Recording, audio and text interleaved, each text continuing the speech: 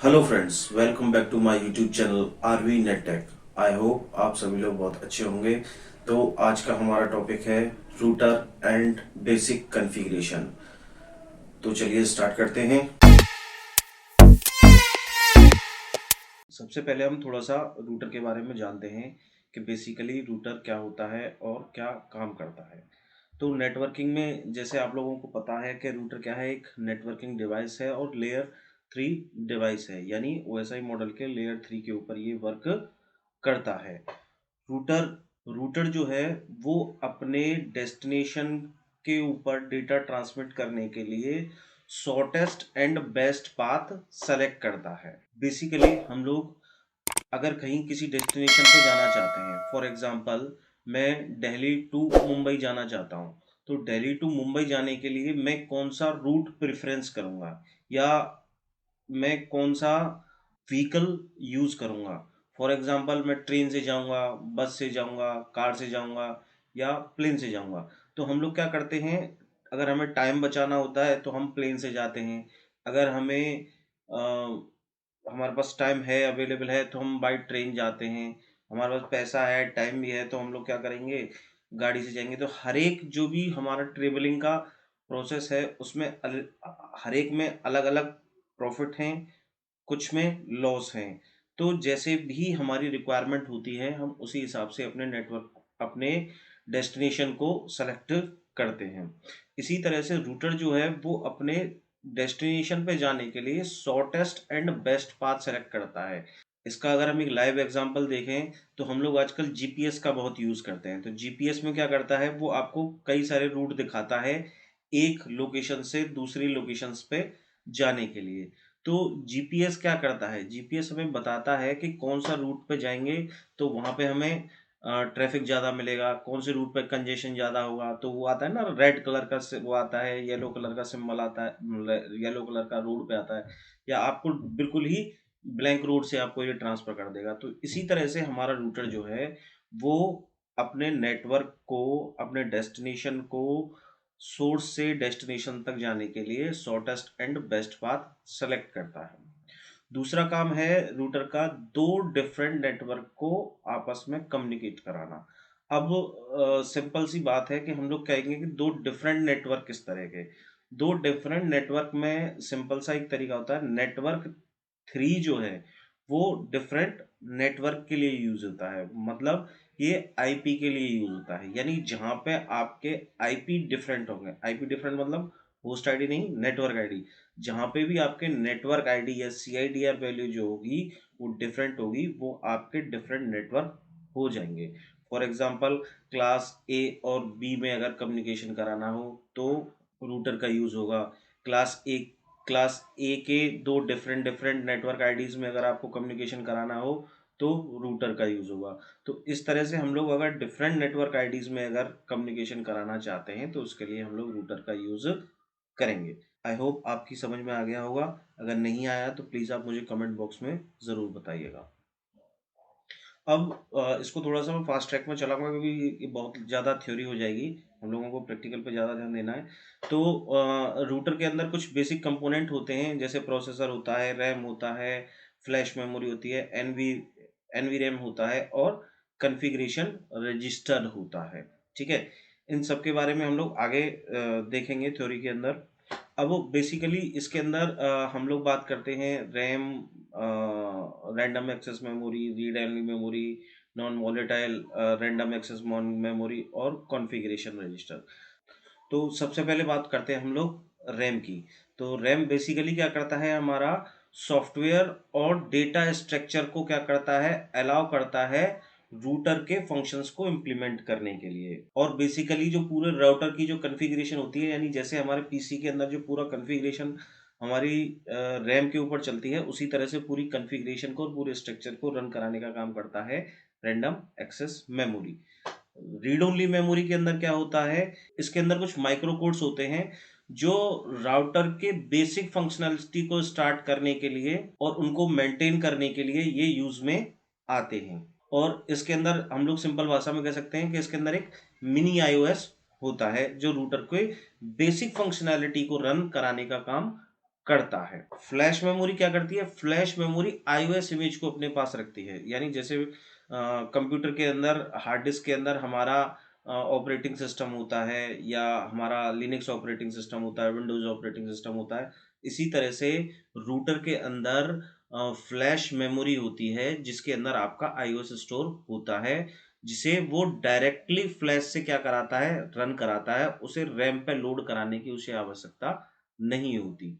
ठीक है ना? आगे बात करते हैं एनवीरैम की, non volatile random access memory. ये जनरली क्या होती है कि कॉन्फ़िगरेशंस को यूज करने के लिए काम आती है, यानी जो कॉन्फ़िगरेशन हम लोग इसके अंदर, जैसे हमने क्या सपोज किया कोई आईपी एड्रेस इसके अंदर डाला, फॉर एग्जांपल हमने इसके अंदर कोई आईपी एड्रेस डाला या कोई राउटिंग कॉन्फ़िगरेशन करी या इसका होस्ट नेम चेंज किया, यानी जो भी हम कॉन्फ़िगरेशन करेंगे वो एनवीरैम के अंदर चेंज होगी। एनवीरैम अपनी खुद की बैटरी का यूज करता है अपनी डेटा एंट्रीज को मैनेज करने के लिए।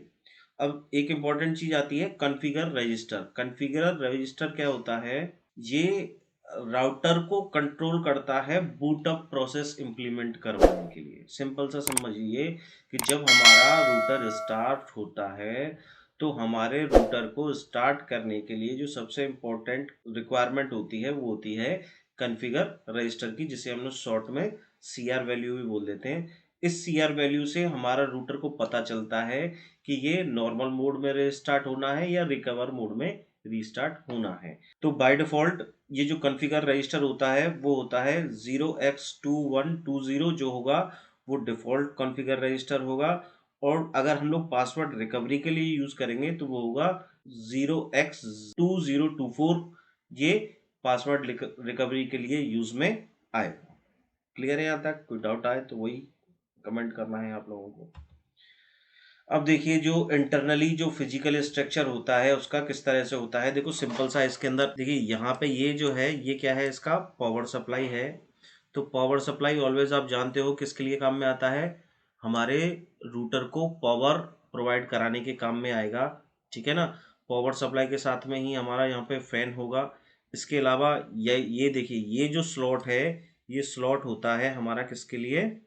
ये स्लॉट होगा हमारा फ्लैश मेमोरी के लिए। ठीक है? तो फ्लैश जो मेमोरी होगी उसके लिए स्लॉट होगा, और ये SIMM स्लॉट होगा। ठीक है? यानी सिंगल इनलाइन मेमोरी मॉड्यूल।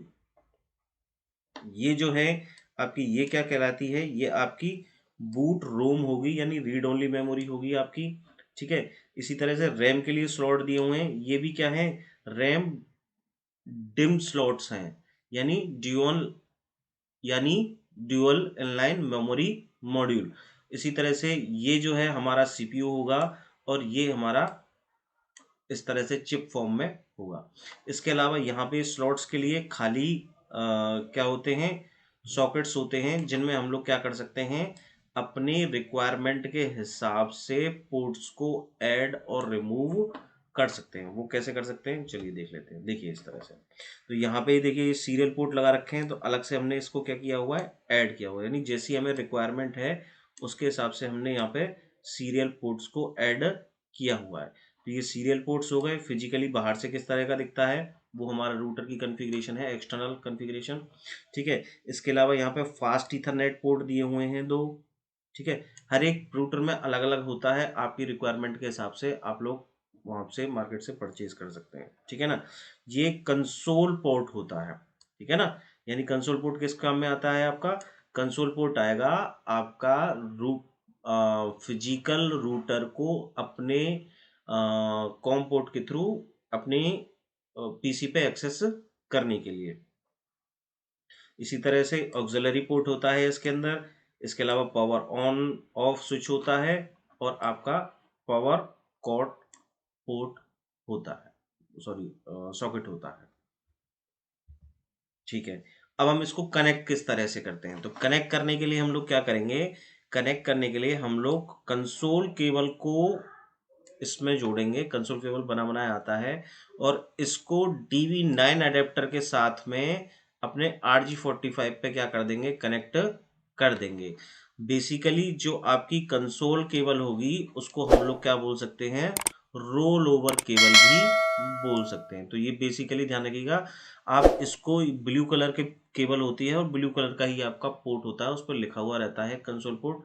तो इसको हम लोग अपने कम्युनिकेशन पोर्ट पे या अपने DB9 अडेप्टर पे इसको अटैच करते हैं।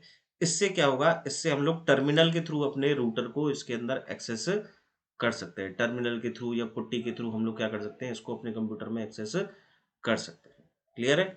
चलिए आगे चलते हैं। ठीक है, तो ये रूटर के कनेक्शंस किस तरह से होते हैं, तो रूटर के ऊपर कौन कौन से पोर्ट्स और कनेक्शंस होते हैं वो यहाँ पे दिया हुआ है।